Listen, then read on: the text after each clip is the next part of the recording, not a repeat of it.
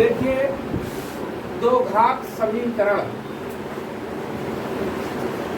Quadratic equation. आपने एक घात, दो घात, त्रिघात या एक पदी व्यंजक, दो पदी व्यंजक, त्रिपदी व्यंजक, ये सब आप सीख चुके हैं। आज हम फिर से शुरू करते हैं इसी चीज को। पहले तो आप सीखिए चर राशि।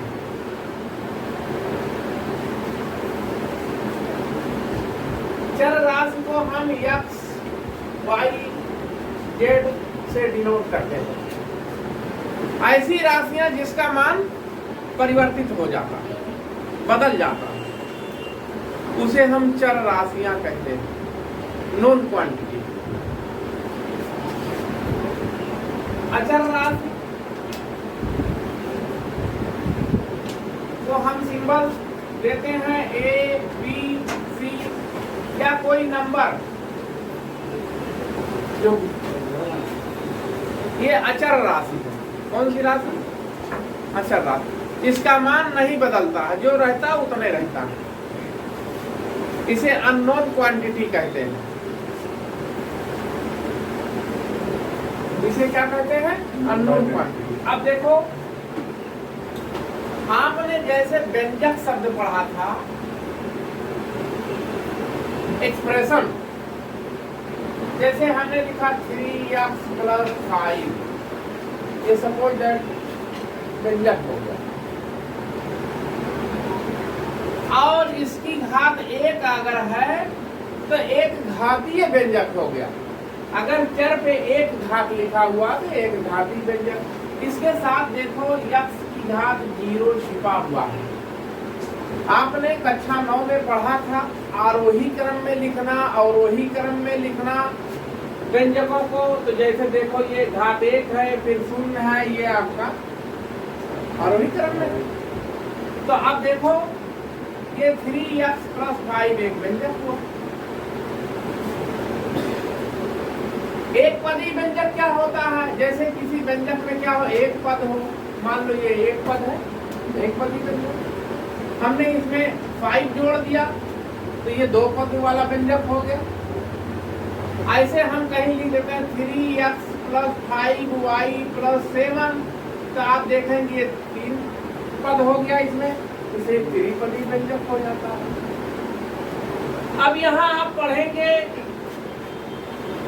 एक घाती, दो घाती, त्रिघाती, ये पहचान चुके हैं आप। अब हम व्यंजक में बताते हैं, जैसे 3x + 5, ये एक घाती व्यंजक है क्योंकि चर की घात 1 है। अगर हम 3x² + 5x - 7 इस प्रकार से कुछ लिखे तो इसमें देखो चर की घात 1 है, ये x की घात 0 है। तो अब देखा जाए इसमें 0, 1, 2 यानी आरोही क्रम से लिखा है नहीं, अवरोही क्रम, सॉरी अवरोही क्रम से, सबसे बड़ी घात, फिर उससे छोटी, फिर उससे छोटी। तो आप देखेंगे यहाँ चर की घात x² + 5x - 7, तो चर की सबसे बड़ी घात क्या है? 2। इसीलिए हम इसे बोलते हैं दो घातीय व्यंजक या द्विघातीय व्यंजक। और द्विघात समीकरण कब तैयार होगा? जब इसको व्यंजक को बराबर यहाँ 0 लिख दो तो ये समीकरण में बदल जाता है। जैसे कोई चीज को 3x² - 2x + 5 = 0। अब ये देखो, इसे हम दो घात समीकरण कहते हैं, द्विघात समीकरण कहते हैं। ये क्वाड्रेटिक इक्वेशन बन गया। समझ गए? ऐसे कोई उदाहरण जैसे देखो ax² + bx + c = 0। ये आपका कौन सा हो गया? द्विघात व्यंजक, द्विघाती। अब =0 लग गया तो ये द्विघाती समीकरण कहलाएगा। क्या कहलाएगा? दो घाती समीकरण। क्यों? क्योंकि चर की घात 2 है। वहां a = 0। अगर a 0 हो जाएगा तो द्विघाती नहीं बन पाएगा समीकरण। ए इज नॉट। अच्छा ए बी सी क्या है यहाँ? अचर है। कैसी राशियां हैं? अचर राशि। तो अगर आपको कहे कि द्विघात समीकरण की पहचान कीजिए तो आप कैसे पहचान करेंगे? इस रूप में लिखा होगा ax² + bx + c = 0। इस रूप में अगर कोई समीकरण मिले तो इसे आप कहेंगे द्विघात समीकरण। अब आगे देखिए, फिर साइलेंट रहो, एक्टिंग मत।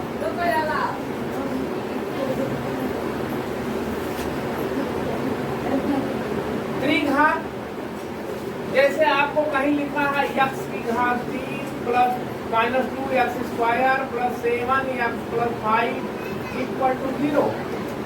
इस टाइप में हो गया जिसे हम त्रिघात समीकरण कहते हैं। इसको इस टाइप में लिखना चाहे ax³ + bx² + cx + d = 0। इस टाइप में अगर ये मिल जाता है तो ये पहचान इसकी क्या बन जाती है? त्रिघात समीकरण। लेकिन आप यहाँ दो घात समीकरण ही पढ़ेंगे तो समझ में आ गया होगा दो घात समीकरण क्या है। चर पर सबसे बड़ी घात क्या हो? 2। तो उसे हम द्विघात समीकरण के रूप में लिख सकते हैं =0 पर। अब देखो, आप चलेंगे प्रश्नावली 4.1। 4.1 उदाहरण सभी इम्पोर्टेंट हैं और उदाहरण आप जरूर इसकी तैयारी करिएगा। उदाहरण समझ लीजिए कि कम से कम 60% उदाहरण ही पूछे जाते हैं परीक्षाओं में।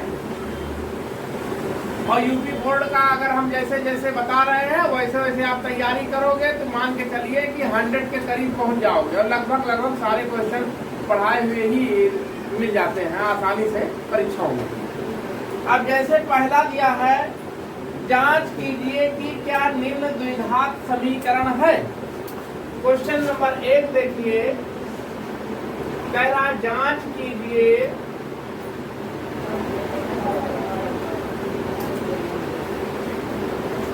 क्या द्विघात समीकरण है।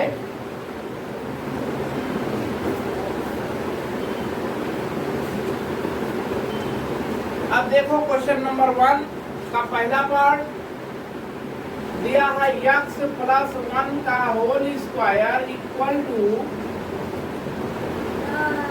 2x - 3। इसके बारे में आप सोचिए।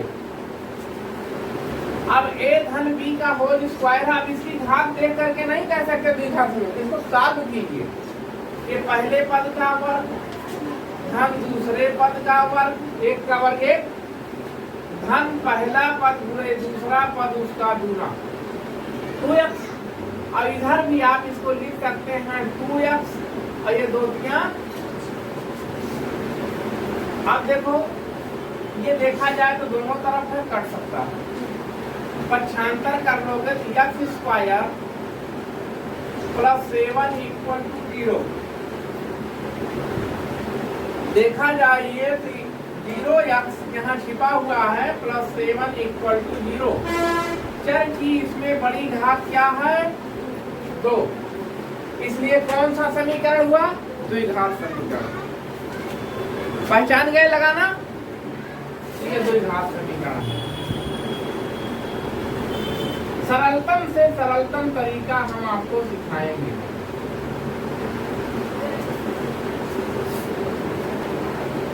देखिए दूसरा पार्ट, x की घात 2 - 2x = -2 3 - x। बच्चों इसमें भी x² - 2x, इसको पहले सॉल्व कर लो। ये -2 का गुणा इसमें करोगे तो ये हो जाएगा -6। इसका इसमें गुणा करोगे माइनस गुणे माइनस प्लस हो जाएगा तो प्लस हो जाएगा 2x। अब इन सबको पक्षांतर कर लो। x² - 2 2x ये भी इधर आएगा तो 2x माइनस हो जाएगा, तो ये हो जाएगा 4x। ये -6 इधर आ जाएगा तो +6 हो जाएगा इक्वल टू 0। देख रहे हो, अब ये ax² + bx + c बराबर 0 के रूप में है कि नहीं। इस पोजीशन में अगर आ जाए तो ये दो घात समीकरण हुआ, इसलिए ये द्विघात समीकरण है।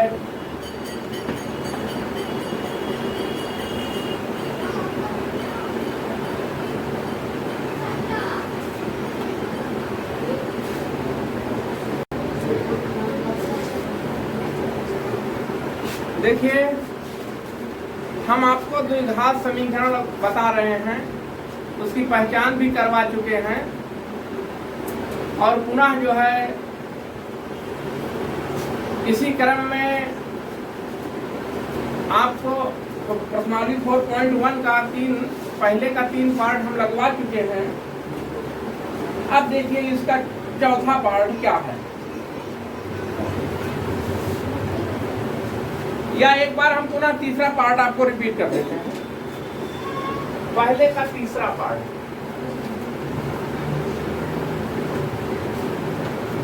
x - 2 into x + 1 equal to x - 1 x + 3। देखो ये दो घात समीकरण है या नहीं। इसका देखो, इसको मल्टीप्लाई करो, x इंटू x² प्लस में करोगे तो +x हो जाएगा 1 के साथ, -2 से इसमें मल्टीप्लाई करोगे तो -2x हो जाएगा, -2 का +1 से करोगे तो -2 हो जाएगा। इसी प्रकार इसका करो, x को x से मल्टीप्लाई x², फिर देखो x का इसमें करोगे +3x, माइनस का 1 का x में करोगे तो -1 का 3 में करोगे तो -3। अब सबको पक्षांतर कर लो, या अगर देखो दोनों तरफ ये देखो धन x² है, धन x² कट गया। अब ये देखो इधर -2x से x निकल जाएगा तो -x -2 हुआ, इधर क्या होगा 3x में से x निकल जाएगा तो ये आपको हो जाएगा 2x -3 होगा। अब सबको पक्षांतर करके इधर ले आओ, -x -2x -2 + 3 इक्वल टू 0 हो जाएगा। ये -3x और +1 इक्वल टू 0। अब देखो बच्चों, ax² + bx + c equal to 0 के रूप में नहीं है, क्योंकि यहाँ x का स्क्वायर यहाँ एब्सेंट है। इसमें इस व्यंजक में x की घात तो नहीं है, इसलिए इस रूप में ये नहीं है। देखो ये रूप में नहीं है, रूप में नहीं है, इसलिए ये है द्विघात समीकरण नहीं है।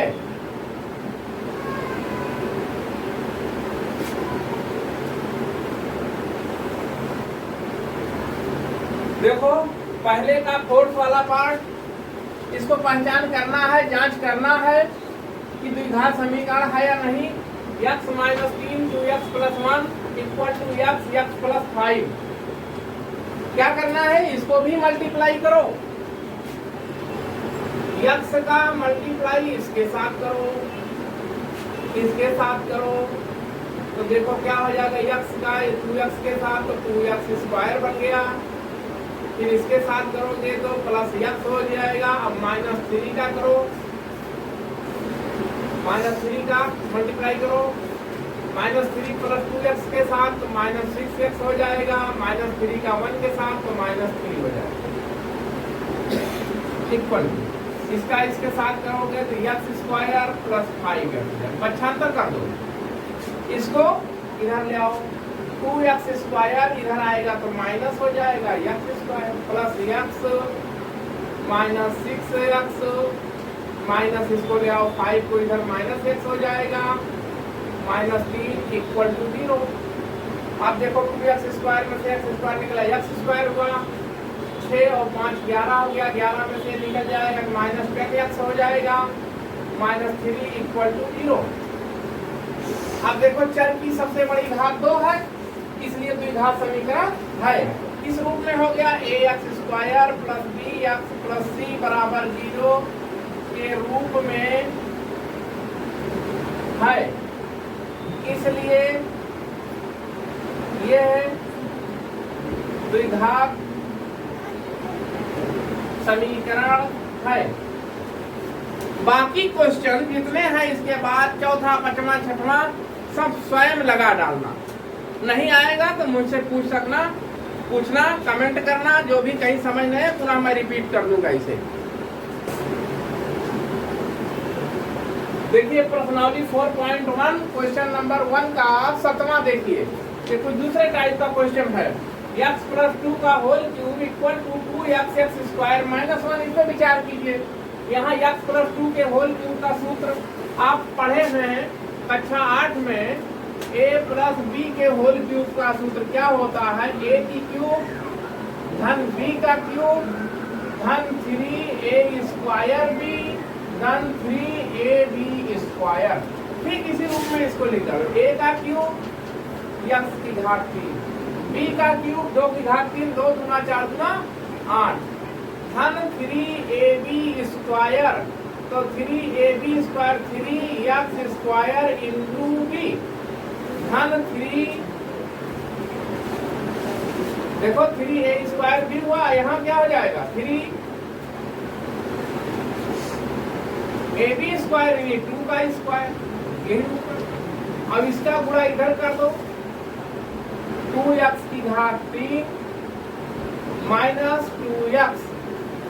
अब यहाँ देखो x की घात 3 धन 8 धन 6x स्क्वायर, फिर देखो धन 2 दूना 4 12x, 2x क्यूब 2x। अब देखो x क्यूब ये हल करना जानेंगे ना, 3 दूनी 6, ये 2 का 1, 2 दूना 4 12, एक क्यूब धन b क्यूब के सूत्र के रूप में ये हो गया।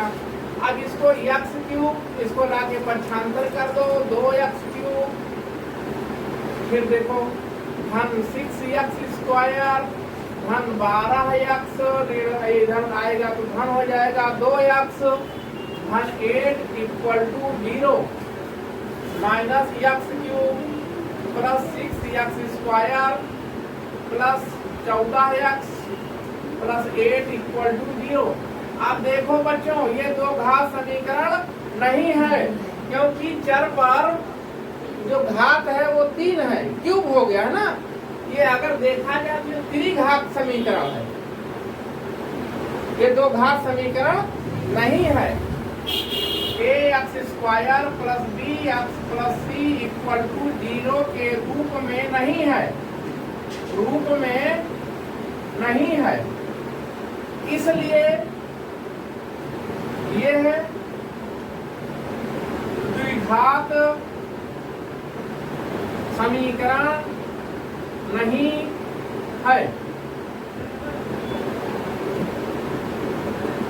ये क्वेश्चन नंबर प्रश्नावली 4.1 का क्वेश्चन नंबर पहले का देखिए 8वां सवाल। इसमें आपको a ऋण b के होल क्यूब का सूत्र यहाँ फॉलो करना पड़ेगा। क्या a क्यूब ऋण b क्यूब ऋण 3a स्क्वायर b धन 3ab स्क्वायर। अब इसको फिर से ही देखो, हल करो, x cube minus 4x square minus x plus 1। देखो पहले की घात 3 ऋण दूसरे की घात 3, 2 की घात 3 8 हो जाएगा, माइनस 3a स्क्वायर यानी x square into b 2 plus 3x b का स्क्वायर 2 का वर्ग इक्वल। अब देखिए x cube minus 4 x square minus x plus 1 x cube minus 8 minus 6 x square minus 2 दूना 4 12 एक्स। 75 कर लो।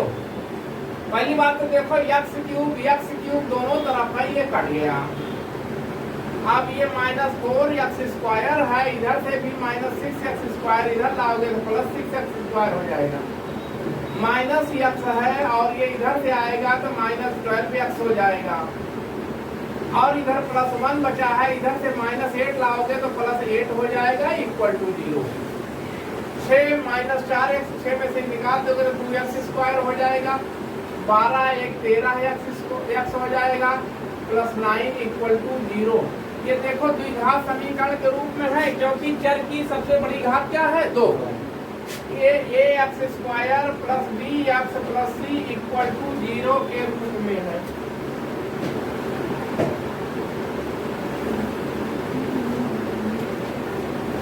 इसलिए ये द्विघात समीकरण है।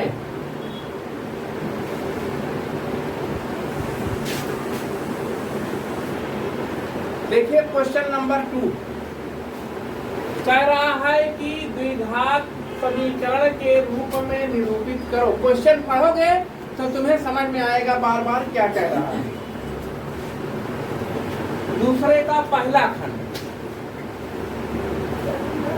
लिखा है, एक आयताकार भूखंड का क्षेत्रफल 528 वर्ग मीटर है। क्षेत्र की लंबाई चौड़ाई के दुगने से 1 अधिक है। हमें भूखंड की लंबाई और चौड़ाई ज्ञात करनी है। तो लंबाई चौड़ाई का मान नहीं निकालना, केवल द्विघात समीकरण को बना देना है। अब उसको बनाने के लिए आप मानेंगे, माना चौड़ाई x है मीटर, माना चौड़ाई x मीटर है। इसलिए क्या कह रहा है, लंबाई कह रहा चौड़ाई के दुगने से 1 अधिक है। तो चौड़ाई में 2 से गुणा कर दो और उससे 1 अधिक कर दो, तो देखो लंबाई बन गई मीटर। अब आयत का क्षेत्रफल, आयताकार भूखंड है, आयताकार भूखंड का क्षेत्रफल 528 वर्ग मीटर दिया है। अब चौड़ाई, लंबाई x 2x प्लस 1 और चौड़ाई क्या है x इक्वल टू 528। अब देखो इसका गुणा कर दोगे तो 2x square plus x equal to 528। 75 करोगे 2x square plus x minus 528 equal to 0। ये देखो आप बार बार हम समझा रहे हैं कि ax square plus bx plus C के रूप में हो गया इक्वल टू 0 के रूप में ना। इसलिए यह द्विघात समीकरण है, द्विघात समीकरण है। द्विघात समीकरण बन गया। अब हल नहीं करना है, x का मान नहीं निकालना है। क्वेश्चन नंबर दूसरे का दूसरा खंड, प्रश्नावली 4.1। दो क्रमागत धनात्मक पूर्णांकों का गुणनफल 306 है। हमें धनात्मक पूर्णांकों को ज्ञात करना है, केवल बनाना है द्विघात समीकरण। तो मान लो क्रमागत धनात्मक पूर्णांक x व x प्लस 1 है। अब देखो प्रश्नानुसार इसको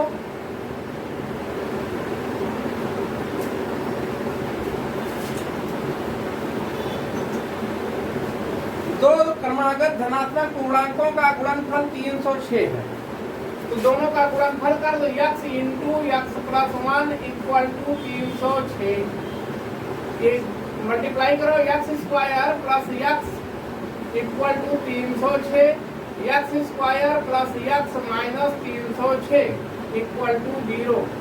देखो ये दो घात समीकरण बन गया, द्विघात समीकरण है, ये बन गया, मान नहीं निकालना।